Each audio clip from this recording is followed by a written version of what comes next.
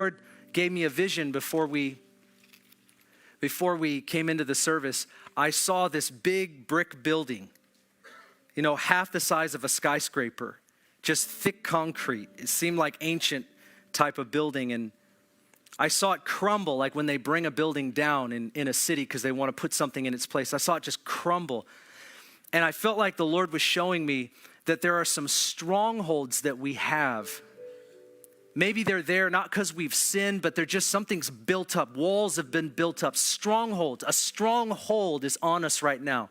And God wants to crumble that. But he showed me something.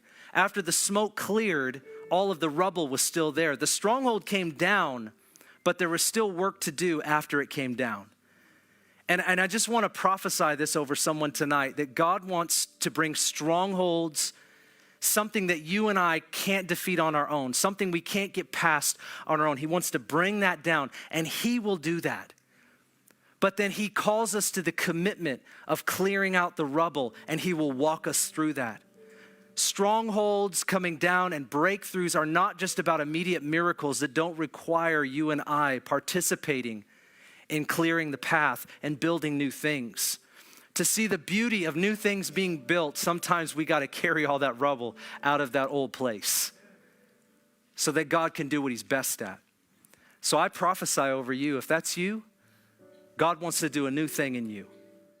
I know your entire life, and there are things that you will get out of experiences that have nothing to do with what you give to other people. But when you obey me, I guarantee you this, that something significant will happen in your heart that will impact your life. And sometimes you don't know it until you're 5 years down the road. And now you're thanking God in the worship service saying, Lord, thank you that you spoke to me. Thank you that you called me to go do that. Even though I didn't understand why and I couldn't understand it then, I realize now that I have this wonderful wife. I understood mentorship. I built relationships. I got to learn endurance of my faith. I pressed in, and now I can provoke your people as a result of it. I can actually preach to people because I did what I'm telling them to do.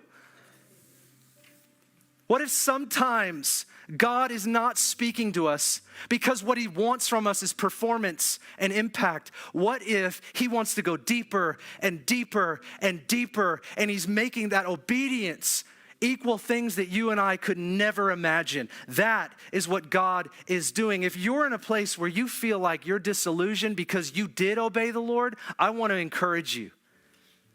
I want to encourage you tonight, strongly as I know how, that God, those situations, those circumstances, that obedience that you gave to God is not lost on him. And even if you don't get why you did it right now, you're going to get it.